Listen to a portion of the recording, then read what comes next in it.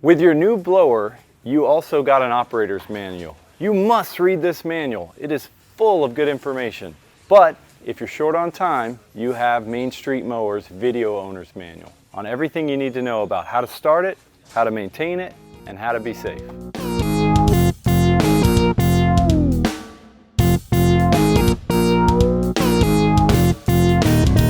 In this short video, we're going to show you how to crank this machine properly, how to operate it properly, and how to maintain it properly. First, crank it. Crank that soul, now I mean you. Crank that soul, now I mean. You need mixed gas.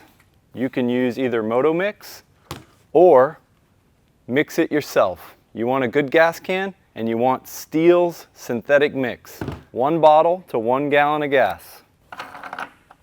Open your gas can. As long as you have good, fresh, mixed fuel, fill up your tank.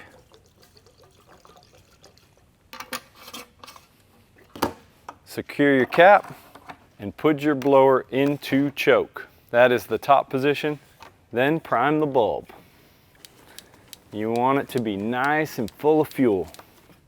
Hold your blower securely to the ground and step on the back plate here. Pull it 2 times. And it'll sound like it almost cranked. That's when you'll want to twist it to this middle position. When it cranks,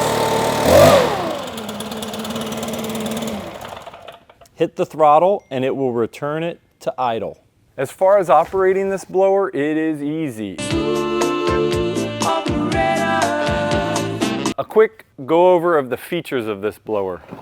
One is you have a very comfortable harness system that has an adjustment point here, and here, and here, and here. So once you climb into the blower, you pull here to make it comfortable. On your trigger is your kill switch if you press down, and cruise control if you go up. Your tube has 3 lengths. You can twist the tube here, pull out, twist it back in to adjust between each of these 3 length settings. We just out here trying to maintain. We just out here trying to maintain. When it comes to maintenance, these 3 items are primarily what we're talking about. Your air filter, your fuel filters, and your spark plug. STIHL recommends that you change your spark plug every 100 hours. Imagine you're a commercial operator and you use your blower for 2 hours a day. You work 300 days a year. You're putting 600 hours on your blower a year. You probably need 6 of these a year. The recommendation for your air filter is to check it for damage. If this seal has any damage, then you have unfiltered air going into your engine. But this is going to be filled with debris and oil. You can clean it by banging it out on the road, but I would highly recommend you are replacing this at least once a year. And whenever you replace your air filter, be sure to replace your fuel filters.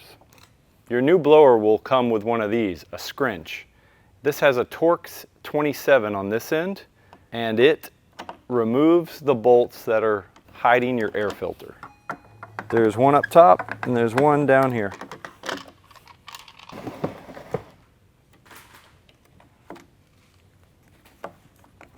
Make sure you have a good seal. For fishing out your fuel filters, this is a specific tool from STIHL, but a lot of people will fashion something like this out of a coat hanger. With this, you have to reach into the tank and grab hold of your fuel line.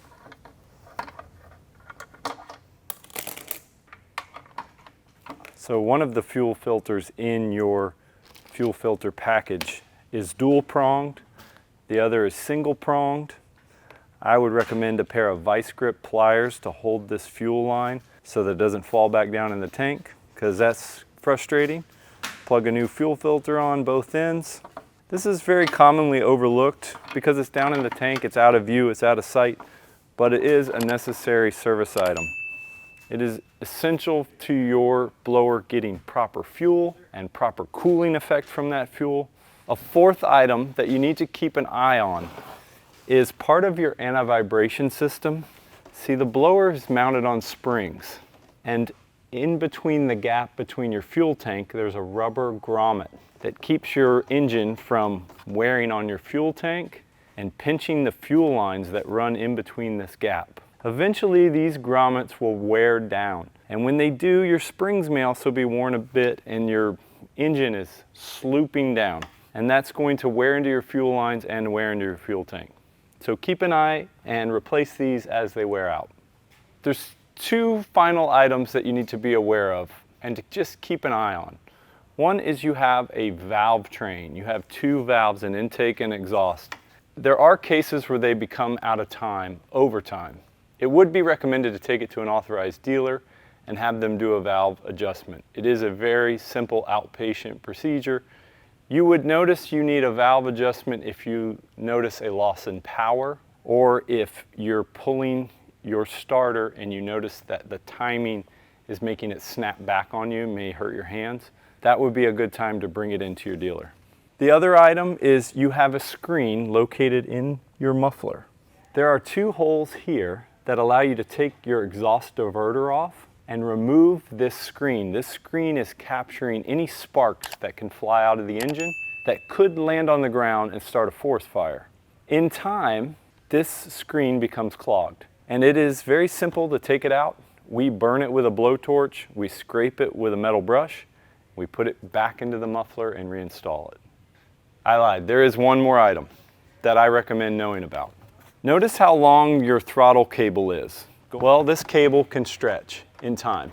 So when you pull the trigger, it's not fully opening your throttle butterfly and putting you into full throttle. Well, that means that you don't have full power and you don't have full cooling effect. And it is important to get that adjusted properly. The adjustment for that is located on the front of your trigger. You simply have to put a flathead screwdriver in there and twist to the right. Now, if you do it while looking at your carburetor butterfly, which you can see through your choke mechanism, you can get it to the point where you're watching a hammer bottom out into the carburetor. And that's when you know you've gotten your speed back. Obviously, this is the shorthand. Your manual has all of this information in great detail. Refer back to it frequently.